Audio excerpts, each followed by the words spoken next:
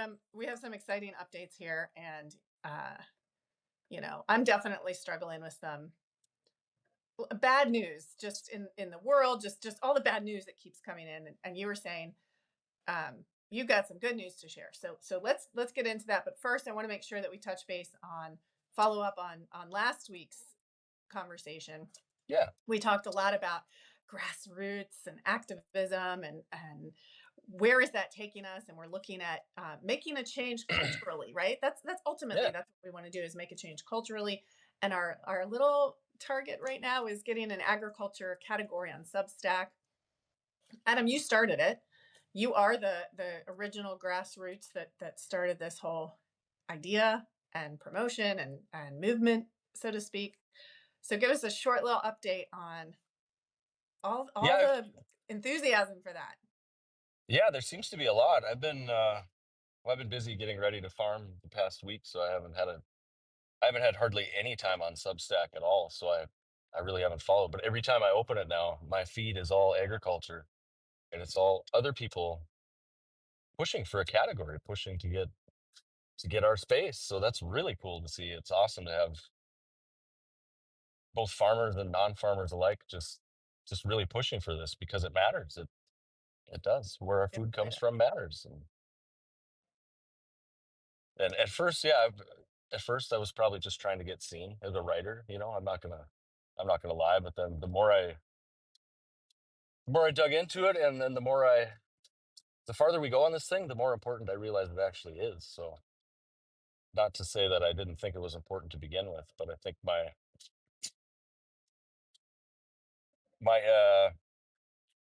reason for doing this has evolved.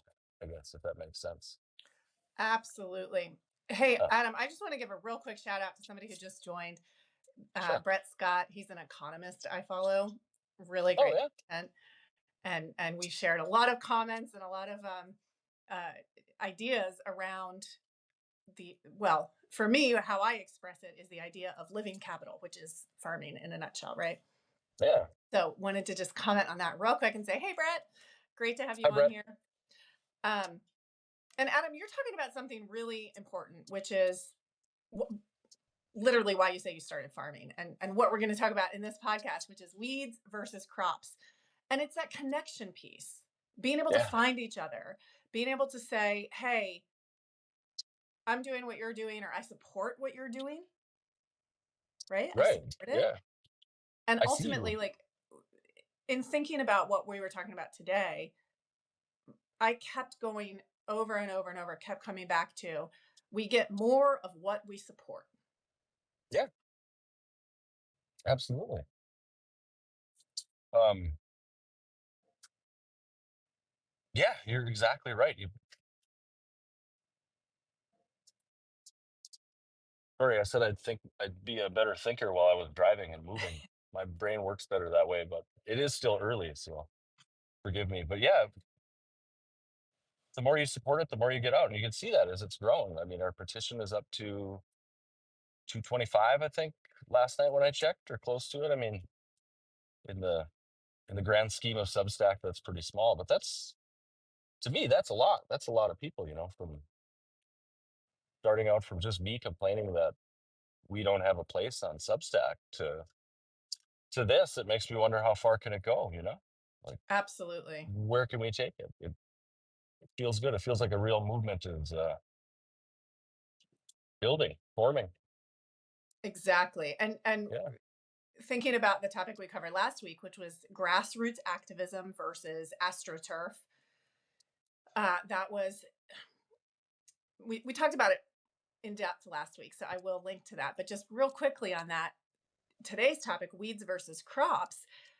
One of the things that occurred to me is that for some of us, okay, so a weed is a plant someplace that we don't want it. right. That's it, right? Someplace we don't want. Hmm. And often grass can be that plant because it just crawls Yeah, underneath and goes under a fence. It has no boundaries, no yeah. boundaries. A lot of people don't think this, but even something like corn can be a weed.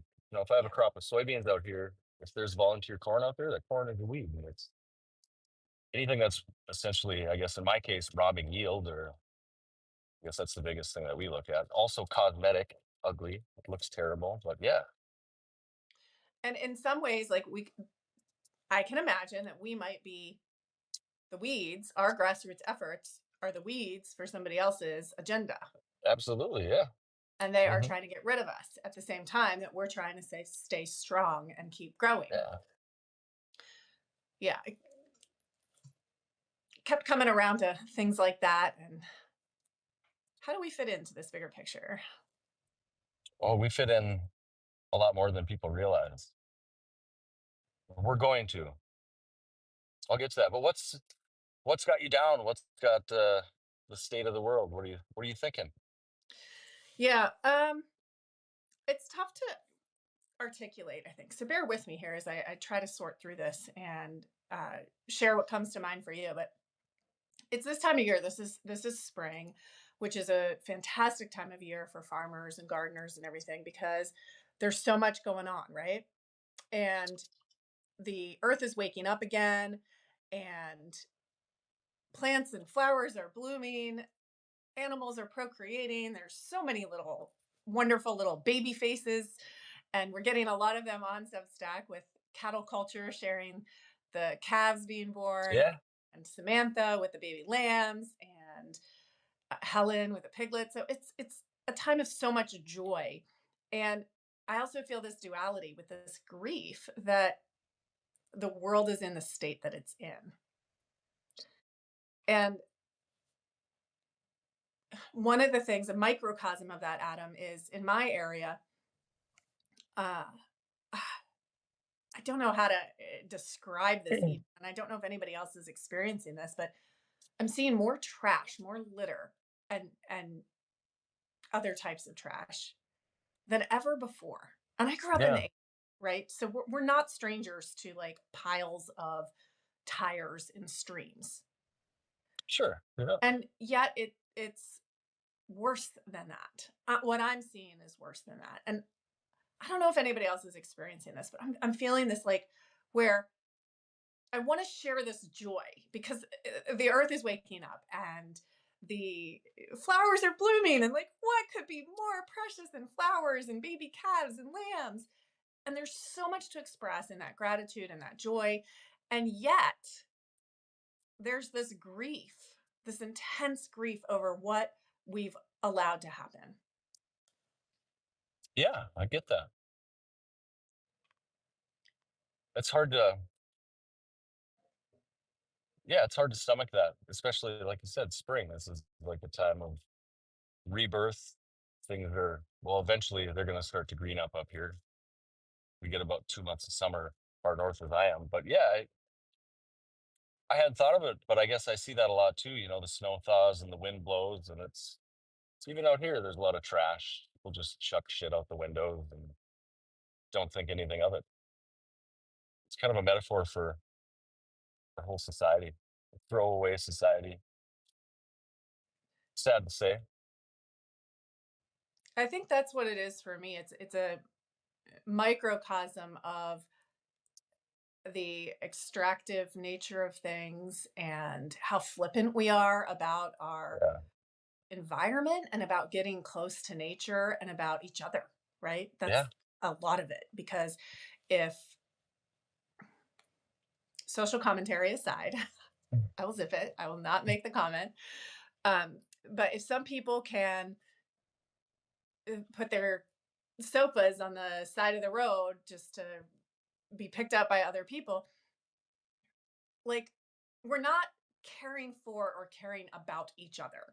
And that is in and of itself something to grieve over, right? And like I understand this is a microcosm, and I'm probably not articulating it very well, but it's also like this duality inside of me where there's this incredible celebration of life, especially during spring, and yet the we cannot ignore the realities around us.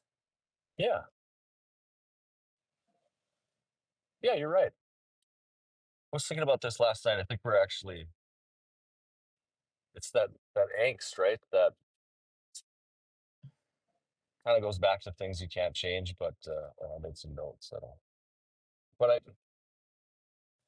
was thinking about how people are just tired of like fake everything, like Instagram, fake food, dopamine loops, everything's fake. And younger people I always go back to younger people and how I see this interest about getting back to the earth, connected to the earth. And I think it starts with young people. Like they're tired, they've been raised in an era of cell phones and sitting by themselves and just total disconnection, right? And I think it's human nature to crave something real, something tangible that you can touch, that you can feel. And I think it starts with food. And I always talk about all these people that the one guy that handed me a book about soil, like there's a real appetite for this now. And I think that's where we're headed is farming's going to be cool again, I think. And not, I don't mean cool in like the farm influencer, millennial farmer YouTube channel with big machinery and things like that. I think actual hands in the dirt. Remember Victory Gardens? Well, I don't remember them, but you've heard of Victory Gardens in World War One and then especially World War II when they became popular. People were encouraged to grow their own food, take some pressure off the food system so the soldiers could eat, right? I think we're going back to that. And I think it also ties in to what I've mentioned about the fourth turning, Neil Howe. And we're in this, Yeah. Neil Howe talks about how generations go through these shifts, but they repeat patterns. And we're in the crisis phase of that pattern right now. I don't know how far into it. Hopefully, we're near the end of it, but usually they end in war. But I'm going to be hopeful today and say it doesn't end in war. Maybe it ends in growing something where we all, like I said, small farming could be cool again. And I think if young people if somebody showed them a way to do it, I think a lot more people would do it. It would catch on and it will be more popular. I really do believe that. Like, I know I've said a lot that commercial farming, big farmers will probably grow from this crisis. They'll probably absorb the small people that can't make it. But this is kind of a different farming that I'm talking about, something that everybody can do. They just need somebody to show them the way how to do it. And I think that's what we're headed back to, towards more real things, making real things, growing real things. And I think young people are going to make it cool. Which brings me to my point. I think this is what Substack is missing. This is a huge opportunity for them, and they could be on the front end of it, both monetarily and just, well, whatever. They could be on the front of it, and I think that's what they're missing. It's just not. I don't know. Farming is evolving, and I think they're missing that. They really are. I think a lot of people are missing that, but I think it's coming. I really do. That was a I hear lot. you. I hear you. Yeah. Can I offer just a slight shift and a rebrand? Sure. So the victory gardens of the wars were um, that was uh, last week we talked about propaganda, and I actually read from the book Yeah. Propaganda. This is not just a word designed to trigger people, it's an actual strategy of communication. Yeah. And the book was written by Edward Bernays, published in 1928. Many have used these techniques and tactics to promote specific things throughout the years, including the idea of the victory garden. And look, I'm with you. Like those gardens were amazing and essential. And the point was, let's have victory in the war. And Right. so I would offer just a slight shift and say, let's not have another war. let's Right. Right. let's create peace gardens, Yeah. Absolutely. because one of the things that I think the crisis that, by the way, I got the book out, so I've started it. I have not Yeah. gotten very far in it, to be honest, but the fourth turning, I've started it. I'm gonna be up on that pretty soon, Adam, so we can have an intelligent conversation about it. Sure. But I think part of what that grief is that I was talking about a few minutes ago is this feeling of doom that so many people have. Yeah. The world is crashing around us. There's instability. It's scary. And yet we have this hope and we have this joy, and we can touch the earth and be connected to it. And so the reframe, I think of it as a peace garden to help cultivate that joy a little bit more, cultivate well, for lack of a better term, cultivate that peace. And I'm, I'm using that word in an all-encompassing kind of way, but um I understand realities. Like, I don't think that we're going to forever live in a peaceful world, but I think that we can get more of it if we support it. Just like we're talking Absolutely. about, like, you get more Yeah. of what you support. If you Right. want more peace, find a way to be peaceful. Right. Yeah. Huh. I love that.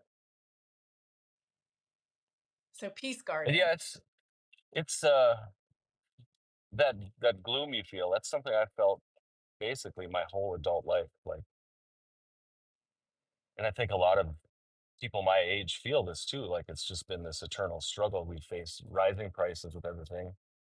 I mean, wages have been stagnant since 1970, since before I was born.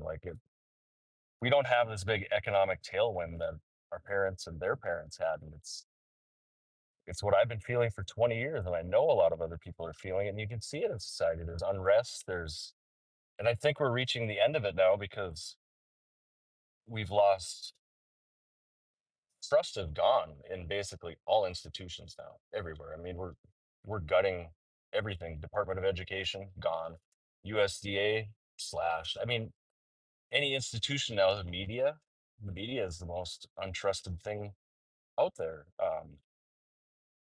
And I think it all has to do with that, this struggle that we've been going through that nobody's, well, not many people have been able to put a name on it or an exact cause, and I can't either, but it feels like it's finally coming to a head, and I think that's what leads to this transformation that I'm talking about.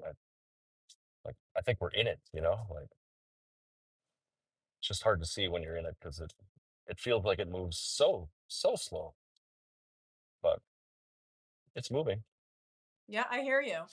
And Yeah, and also, like, circling back to the connection piece of it, which is, and you were saying we need somebody to teach the younger generation about gardening and the connection to the food. And I think we have that, to be fair, right? We've got amazing gardening writers on Substack a ton of and them. in Yeah, it's all our here. sphere right now. And Yeah, you're teaching about some of the soil health things and some of the realities of what it's like in this industry of conventional farming. And I talk about gardening and permaculture and food sourcing locally. So there's a lot of amazing teachers. It's about connection. And it's also that yeah, reality you're talking about. It's like a human being, we can tell the difference between the astroturf and real grass. absolutely. Yeah, And so as soon as people get started and make that first connection and get their hands dirty and begin to understand, the reality shifts. yeah, it does. Or we get back to reality. People get back to reality. And yeah, I don't know where I want to go with that, but I think there's a lot of open possibilities when people begin to take those steps towards connection to the earth, to each other. There is a visceral reality that sets in. Yeah, and it's easy for people to make that connection if they are willing to listen. And there's just a lot of shouting, like you're farming the wrong way, you're farming the wrong way, and I get it. I'm a big commercial farmer, and I use herbicides, and we fertilize, and it's really demonized. But instead of pointing the finger at us, we are trying to improve every year, and we are improving. But I don't know what's cool about it. As a large farmer, I go on Substack and I see all these gardeners and all these people writing about farming and gardening from all corners of the world, and I'm learning. As a farmer, I've learned more from those people than I ever imagined, because like I said, I'm a large scale farmer. These are our fields. They're 160 to 300 acres. They're massive. I mean, I don't really know how to grow much on a small scale, to be honest with you, and I learn a lot of that here. And that's part of what Substack helps with. Like, there's just so many different approaches, so many different ways to do things. And I always talk about how farming is basically one big experiment. And that's how we grow from it, by learning from other people. We do what the neighbors do. We talk to each other. What worked for you? What worked for you? And then we all collaborate and we we figure out the next step, and that doesn't have to be limited to big farms. It could be somebody growing a raised garden bed in their backyard. It doesn't matter. There's Anyway, the point is, I just hate seeing all this finger pointing when we should all just be learning from each other. And we could all be learning from each other. I don't want to tell you what you should do, but yeah. What comes to mind for me when you talk about that is the erasure of farmers and the people growing our food. Because in the work I do, Adam, I live here in the suburbs and I farm my little quarter acre and some community garden plots. And then I work with a huge number of farmers. So I like to say, like, my crop is small farms. And I help them to grow, find the people that they're serving, and also sometimes to transition from conventional to organic. Hmm. And in that regard, one of the things that frustrates me, and I'll admit this, this is like my internal place that I need to work on, but it frustrates me when Americans in general, and I'm really generalizing here, will vilify a farm like you and then not put the support behind a farmer who's wanting to transition. And what that looks like is, in some cases, 100 families buying into a new farm model, like literally buying into it. Yeah. And I know that when I say things like that, it sounds virtually impossible for a lot of people. But then look at Disneyland, look at Disney World. They're doing great. Why is that? Because that's what people are supporting. Yeah, It's literally for what they're sure. supporting. And so we're going to get more of what we collectively support. Right. Absolutely. And what does it take? I mean, if 100 families can give up their vacation in order to transition a conventional farm to organics, and I mean, I see your gears turning. Think about, like, how many families would it take to support an operation like yours going from conventional to organics? And so I get frustrated in this narrative where like, lives get erased. Farmers' lives get erased. Like, we're so quick and easy to say farmers should be blah blah blah blah blah, but we're Hmm. not so quick and easy to say, and here's X amount per month, and when you grow your first broccoli, I get a part of Hmm. You're right. The gears are turning. it. So, Uh, somebody has this comment here. Neurodivergent Reflection says Grandpa had converted to organic for a while, but tenants on the land sprayed and he lost his certification. Organic gets to be so difficult, though. Yeah, organic does get to be difficult. yeah, yeah. I haven't looked into it too much, but I know it's a very difficult transition. And this is hearsay. I've always heard that even organic farmers, they spray other stuff on there that's more damaging to the crop than the pesticides we use. I don't know. I don't have any evidence to back that up, but yeah, that Yeah, transition is. I don't want to say it's impossible, but it's very seldom done successfully up here, at least in my area. Especially with just the weed pressure we have after 20 years of Roundup. If that goes away, we're in some trouble, and we don't have. If it was 50 years ago and there was 10 people working on every farm, yeah, then we'd stand a chance. But there's just no labor up here, and that would be a very labor intensive change. And then to be able to take the hit financially, because the yields would drop so much that I don't know how you would even stay in business for year one. But again, not saying it's impossible, but it's very, very challenging to do. yeah. Um, I would love to get there. I would love to be able to go out and put seed in the ground and not have to fertilize it. But the reality of it is, it doesn't work that way.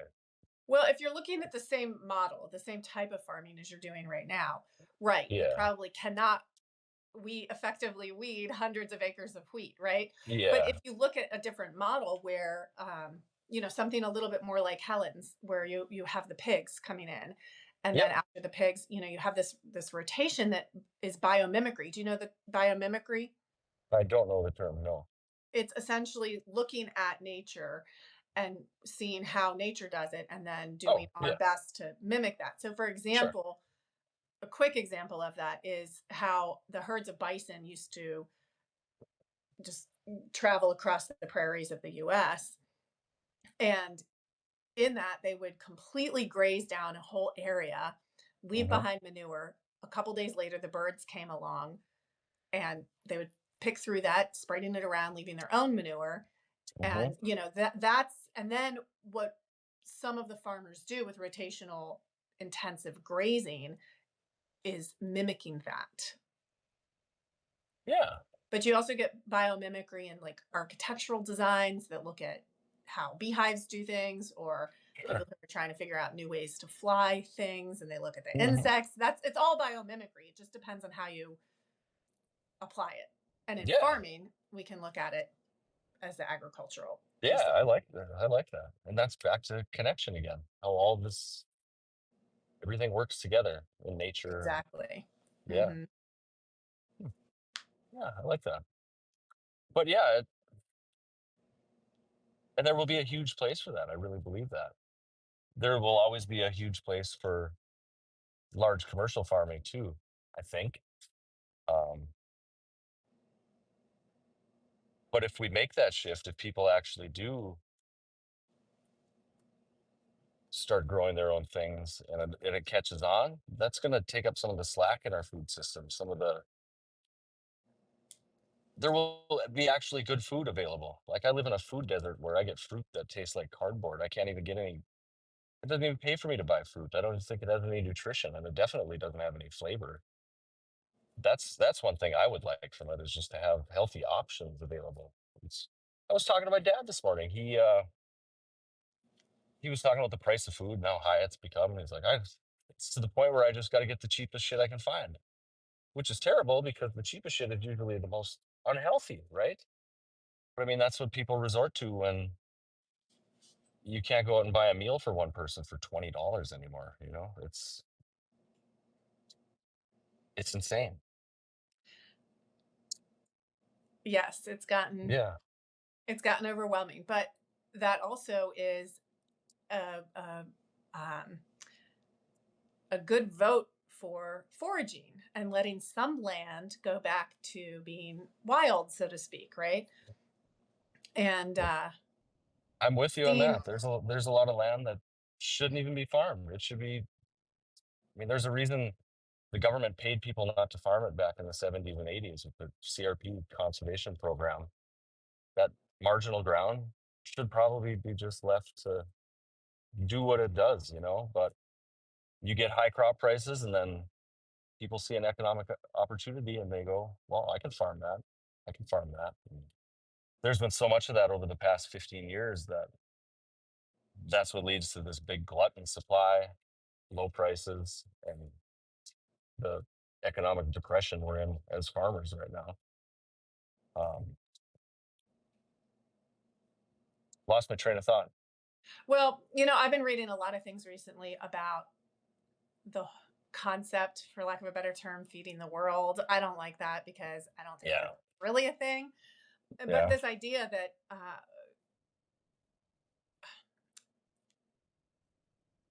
it's an idea that farmers have to be responsible for this, and that land in agriculture, uh, and I don't know exactly how to articulate this. So tell me what comes to mind for you. But one of the things that I keep thinking about is, and it goes back to this erasure of farmers things. It's like this idea that farmers are the weeds in our society, and yeah. that we've got this huge push for more data centers, for the infrastructure to get the energy from one place to another to power the data centers, for Hmm. solar farms. Uh, I don't like that term, but I think it's well understood. And, I'll go ahead and throw in there warehouses, fulfillment centers. Oh my goodness, the list goes on. Yeah. And how we look at that and we say, oh, farmers have to improve efficiency, increase yields, because we don't have enough land to feed people. And I'm just scratching my head going, do we really, really need that Barbie factory? Right. Like, Yeah. do we really need another data center? Or do we Yeah. actually need our farms?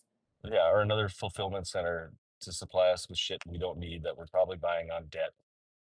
Like that's the stuff that I think people are sick of. They watch their parents do it, their grandparents do it for decades, and it's like people are just ready to say no more.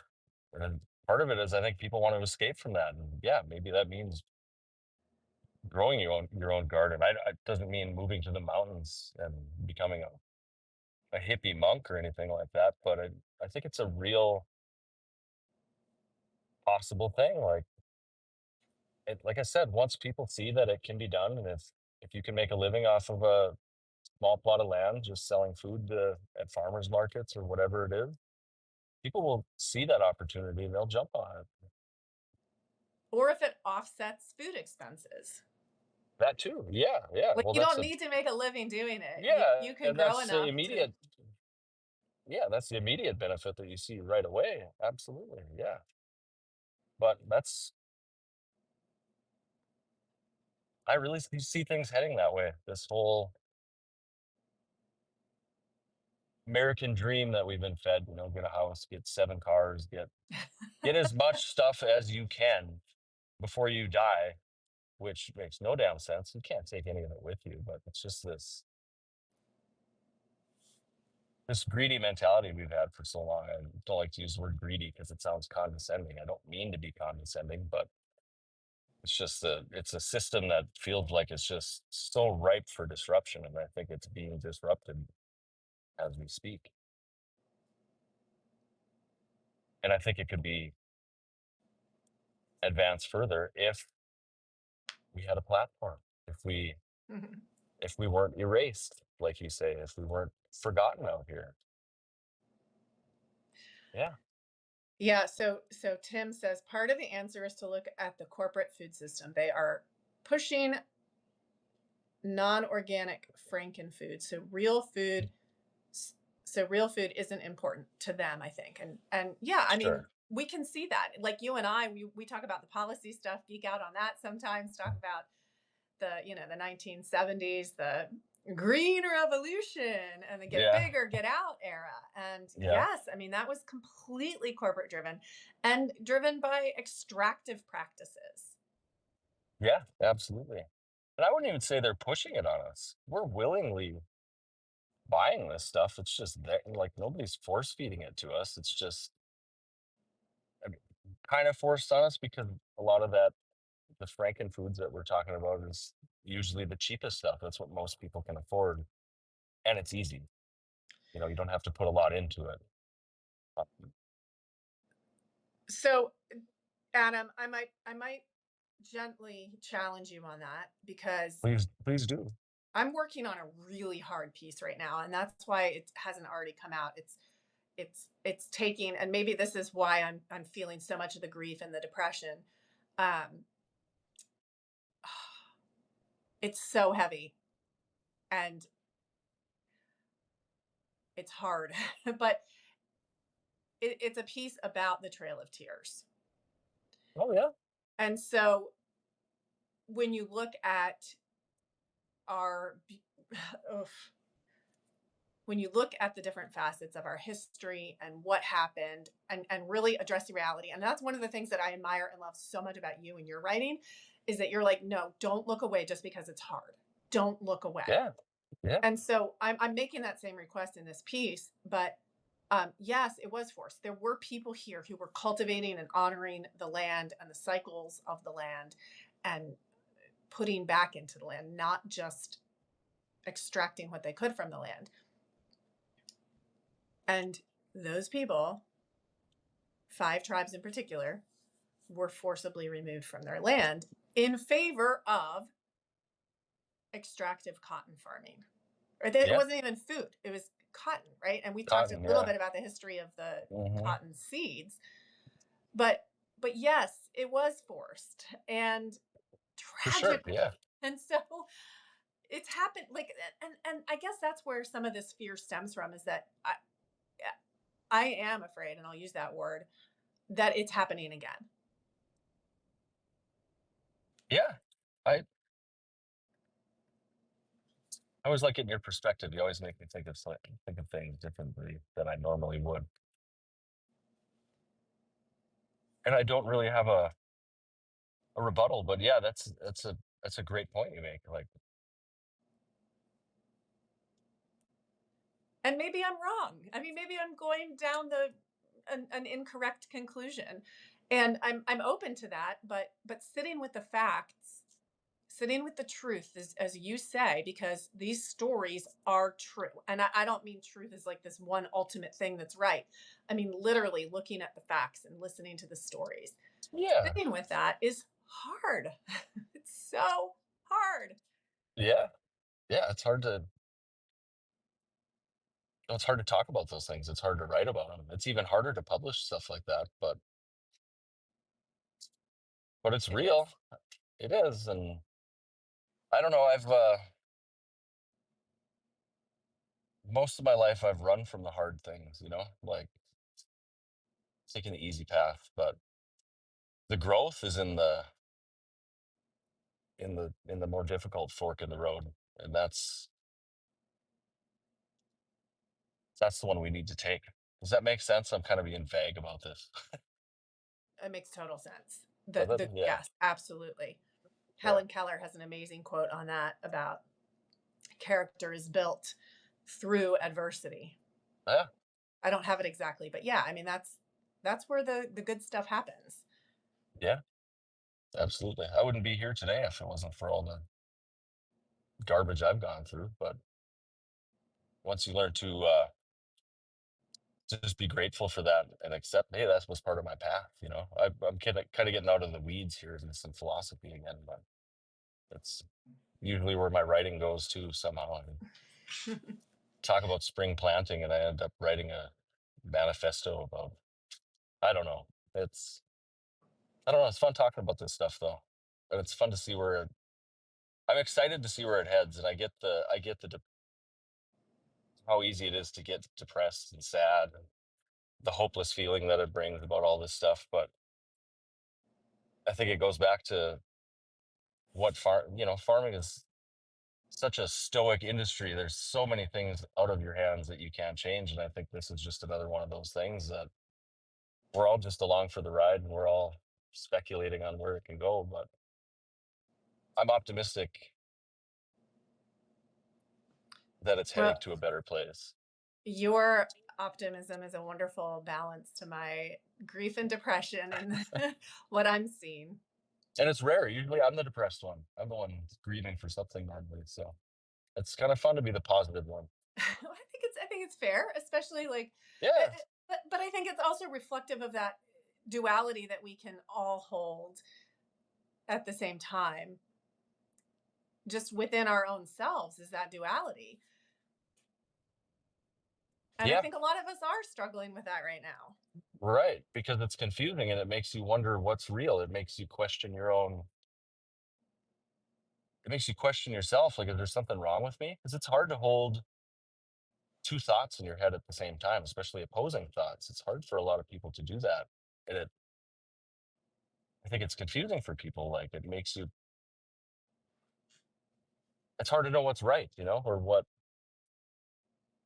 I won't say right, but It's hard to know what step to take next. there you go. Yeah. Right. Yeah. And Yeah. and back to our topic of weeds versus crops. Well, which is the Yes. weed, which is the crop, right? And especially Yeah. with some of these dualities we're holding, like a weed is just a plant someplace that you don't want it. Well, Right. Right. we're holding that duality of, okay, maybe it's fixing nitrogen, or maybe it's adding more organic matter to the soil. One, I'll go off on a quick little tangent, and this is like something that gives me hope too. But that whole thing about plants chemically communicating both with each other Hmm. and with the insects, and how, if there's not, like this just blew my mind when I first learned it, that if there's a soy field that does not, and the soil does not have enough organic matter in it, that plant will send off signals to insects, probably specific one. I don't have that in my memory, for them to come and eat and destroy that plant so it can die and add that organic matter to the soil. And I'm like, whoa, that Yeah, is so freaking cool, right? there's And so much so, to it. Oh, sorry. Go on. no, go for it. Well, it's crazy you mentioned that. There's so many, yeah, just plant signaling. Plants talk, basically, they talk to the soil, they talk to the microbes in the soil. Like, this is a naturally occurring thing, and there's this symbiotic relationship between all of it. And I hadn't, prior to 2 years ago, when I started working with like biological products and especially Source was the big one because that is a product that mimics that natural signal from plant to microbe, and it makes for a healthier plant. But that's when I really started learning about this. But yeah, it blows my mind too, just the how it's all connected. Like the soil is truly alive. And you're right, by putting too much fertilizer on it, we're killing it. We really are. Like there has to be balance. There's a responsible way to fertilize. It's not as simple as I throw 500 pounds of nitrogen at it, I'm going to get my best crop. No, you screw a whole bunch of stuff up. You tie up um, calcium, maybe too much nitrogen will tie up. I think it's calcium, potassium. It just, there has to be balance within the system. Otherwise, it just fries the soil. And that's what I feel like a lot of us have been doing for the past, I don't know how many years, but I'm trying to reverse that. Like I'm finding things that show up on a soil test that show me that soil is getting healthier. And we have them and we're doing that. But it's like with Source, that technology is so new. It's like when auto steer came to tractors about 20 years ago. Auto steer is where you push a button, the tractor steers itself to the end, you turn it around, and basically all you do is sit there. And that came around 2002, right when I got out of high school. And the guy I was working for bought his first auto steer system. And his dad was probably 70 at the time. He was like, what the hell do we need to spend money on that for? And a year went by, and that same old man that poo pooed this idea was in the tractor. And guess what? The auto steer quit working. He called me, and I couldn't get it fixed. And he's like, hell with it. I'm going to shut it down and go home. So in 1 year, that guy adopted this new technology. But the point is, you have to see it happen, or you have to feel that, you have to feel that change or the benefit from that new tech.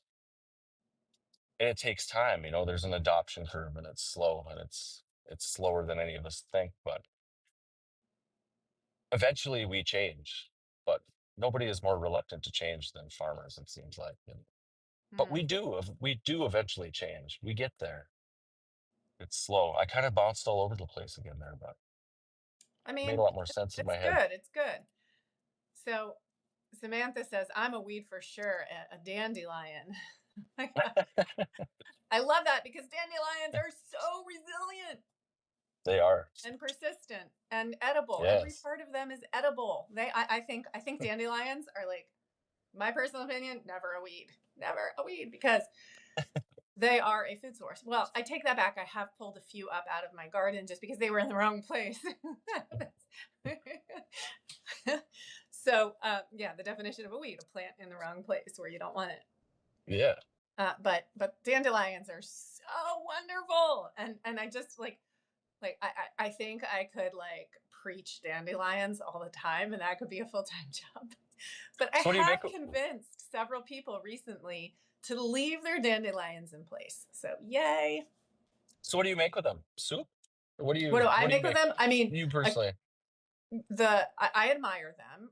I use the leaves Sure. sometimes, but not very often because they are so incredibly bitter. But the reason, okay, here's the thing. Like, I attended a lecture 15, 17 years ago, by a guy who survived. His whole family literally survived the Great Depression because they used every part of the dandelion, the roots, the leaves, the flowers, because they had no other, like, they had not enough other food sources. And Wow. So I think like the more we can cultivate dandelions, the more food resilient we'll be. They're also medicinal, and I don't personally Hmm. uh, make tinctures out of them. I'm not there right now in my life, but I will get there at some point. But I think making sure that they're still abundant and around us is a great idea. What kind of medicinal value? Like, what is it? What ails does it cure or help? I'm curious. I Well, don't know anything about this, so and I'm sure. Okay, so I want to give the caveat that I'm learning here. yeah. I'm not like in herbal medicine. I love it and I read about it all the time, but I'm not like at all expert in this arena at all. But dandelion leaves are a form of digestive bitters. They're like one of the many that we Oh, can use for digestion. okay. Okay, so Samantha says sore muscles, bruises, topical skin conditions. So I guess that would Cool. be if you boil it into a salve, Samantha. Um, but in terms of edibility, is that a word? They're edible. It is today. Yeah. um, the all the parts are edible. So Okay, yeah. you can make soup. You can dry the roots. Like I know some people dry the roots and make it into like a coffee like drink. So anyway, Really? Hmm. all of that to say there are like there are no weeds, except there still are. Just when there's someplace we don't want them, but weeds versus crops, Adam. Yeah, it's funny. Sherry just commented and said she loves weeds, and she does. She Yes. thinks they're so pretty, so pretty. And here's me, like, we gotta kill those things, you know? There's totally different perspectives on it. And I see her side of it too, but we joke about that quite a bit. Yeah, it's crazy how much, yeah, something as simple as a dandelion, like, can offer that much of a benefit. Stuff that I've never thought about. All I've ever thought about is that thing has to die. You know, it's just wild how different the perspectives are.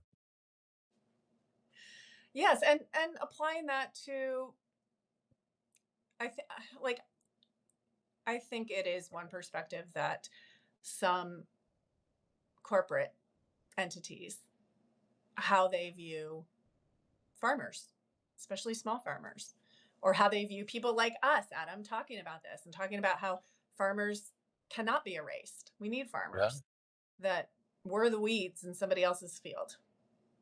But we're a threat. We're a threat to the status quo that they want to keep because they've been making money off this a long time. Nobody wants to experience reverse lifestyle creep, you know, going backwards, making less money. Nobody does, especially big corporations for sure. Um, yeah, it's sorry, I saw something in the field and lost my train of thought. Half the time I'm out looking at dirt, just Well, checking things out. But I heard something one time, and I don't know if it's true, but the saying was that people who voluntarily give up standard of living experience a higher quality of life. And that mhm. word voluntarily, right? If you're forced to, if you lose everything, that does not lend oneself to a higher quality of life. But the idea Right. that we could have some of that, we could, if we choose to remove technology or remove things from our lives, we could then experience a higher quality of life. And isn't that what we're all seeking? I think so. We want that connection. We want those good feelings, whether they come from, they don't need to come from driving the Ferrari. No. And Those same usually good feelings. that lasts about a week anyway, and then you're tired of it and you're off chasing the next damn thing, you know? Like, um, oh man, I had a good thought. I just lost it. Hmm. Related to No, quality of life. it's gone. Yeah, quality of life. Like, yeah, that's what it was about social media and just how it was supposed to connect us all, and it's done exactly the opposite. It's just pushed us all into this little hole that we all hang out in, and it had the opposite effect, and it's crazy. And I think the damage has already been done, but I think we're already going away from that. We're going back in the opposite direction again, back to real connection. At least that's where I see it going. And maybe it's just the optimistic side of me saying this, but I really think that's where we're going. And it excites me. At least on the days I'm not depressed about it. Which today Yeah, is fortunately one of those days. good. Well, you've been a good counterbalance to uh, my anger, grief, and depression over the trash everywhere and whatever that's a metaphor for, really. Like Yeah. how much that is encroaching on, I think, encroaching on everyone's quality of life. So Yeah. I'm I glad think for it the is. counterbalance. Yeah. That works well. It's good. Someday I'll need the opposite. It'll be me all down in the dumps. Probably next Tuesday. Who knows? Maybe. Well, you're at your Yeah. destination. Is this a good I stopping am. point? Yeah. Yeah. I better, even though it's raining, I still got a boatload of things to do today. So I know it never stops, ever. never stops. No. Never stops. Yeah. But this But was great. Adam, you are farming full Adam time Kuzna, on Substack. farming full time on Substack. Check me out there. And you are? I am Raw Milk Mama on Substack and Nourishing Liberty on Spotify. And this is the Nourishing Liberty podcast on my end. For Adam, it's your voice of farming full time. And I'll go ahead and just give some good words about Adam. Adam writes incredible stories about being on the front lines of farming in America and with beautiful photos from his partner, Sherry. So check out some of those articles. They're poignant and wonderful writing, just really wonderful writing. Thank you. I And this is always from like a always literary, appreciate that. so it's really good stuff. Yeah. Appreciate that. Thank you. And also, Adam nicknamed me the food policy bulldog, which I absolutely love. So thank you You for are? doing that because I'm such a geek about it, about food policy here in America. Well, we So need that too. I I've love writing about it. Come and read some yeah. of the boring history of how we got to where we are today. It's not boring, by the way. Not It's boring. not boring. No, Yeah. it's great stuff. I've learned a lot from you too. It's been this whole experience. I've learned so much. I met so many great people, especially with this egg category push that we're doing on Substack. It's been fantastic. It gives me maybe that's kind of the source of my optimism and my hope. It's partially that, just seeing how many people out there actually give a shit about this. It blows me away every day. It Agriculture really does. matters. It does. It matters. Yes, it does. And those of Yeah. us working in ag. Yeah. Yeah. 100%. That's a great place to end. All right, Adam. Thanks to everyone for tuning in Yeah. and come back next week. We'll be Yeah. here. Alrighty. Thanks for watching. Take care. Bye bye.